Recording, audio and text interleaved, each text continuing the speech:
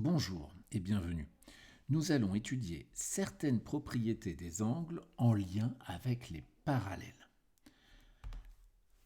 Voici l'exercice. Donc, on a une figure, il y a certains codages et on nous demande de déterminer la mesure de l'angle ACD.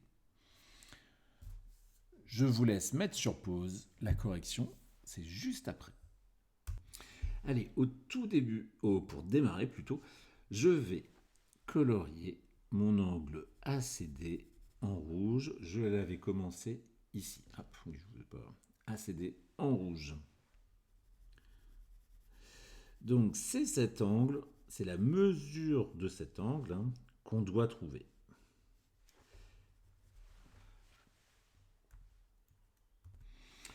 Alors comme ça, c'est pas évident de trouver la mesure de cet angle.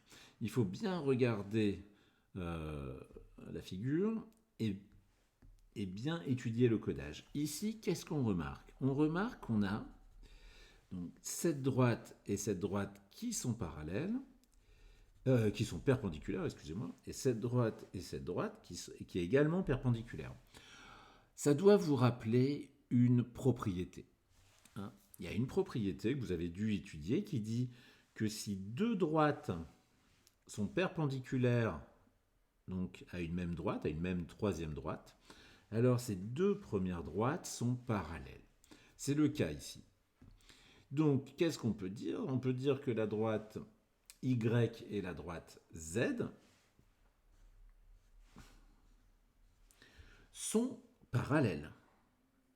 Alors ça, c'est intéressant. Ces deux droites sont parallèles. Maintenant, si ces deux droites sont parallèles, on a pu voir ce qu'on appelle des angles alternes internes. D'accord?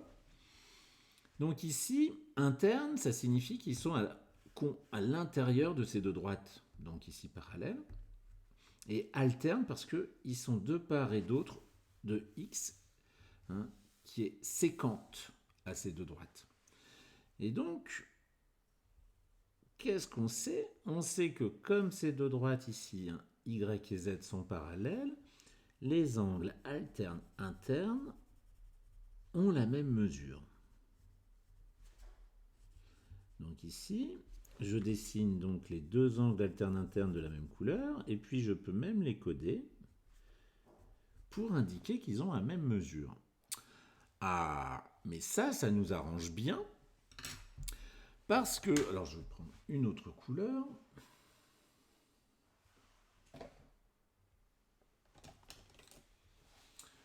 Ici, on sait qu'on a un angle plat. D'accord?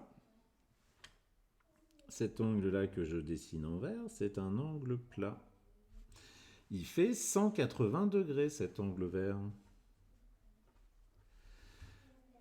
Et donc cet angle vert, finalement, 180 degrés, ça va être la somme de 126 degrés et de cet angle colorié en rouge. Donc on va pouvoir deviner la mesure de cet angle. Il va faire 180 degrés moins 126 degrés. Et voilà, le problème est résolu. Il nous reste le problème est résolu parce qu'on connaît cet angle rouge et on sait que cet angle rouge a la même mesure que l'angle ACD qu'on cherchait.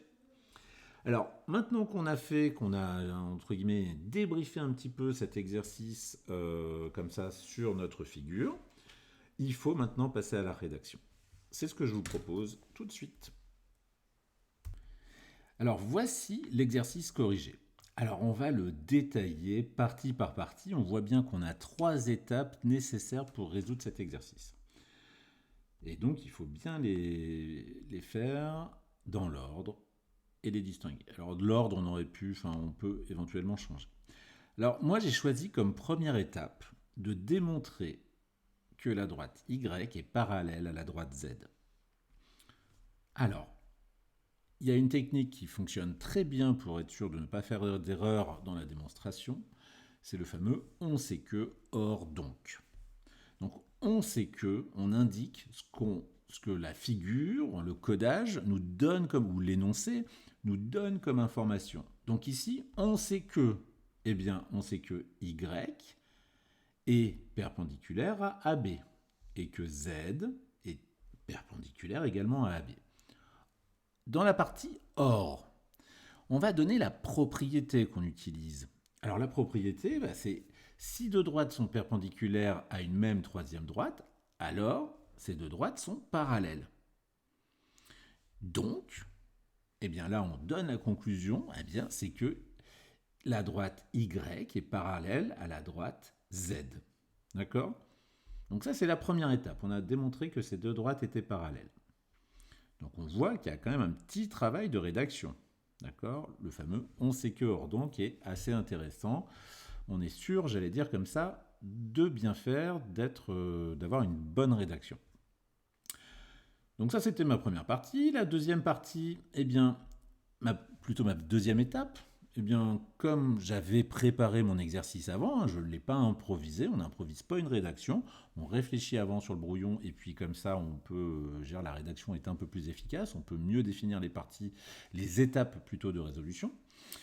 Donc ici, dans ma deuxième étape, eh bien, j'ai choisi de calculer la mesure de l'angle ZDC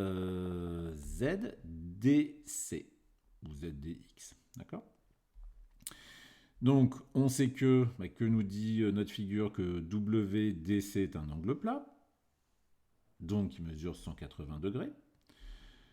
On sait que également WDC, eh bien, c'est WDZ plus ZDC, d'accord ? Donc ensuite, avec ce petit calcul, on obtient la mesure de l'angle ZDC, qui mesure donc 54 degrés. Parce qu'on sait bien que cet angle-là plus cet angle-là, ça fait un angle plat 180 degrés.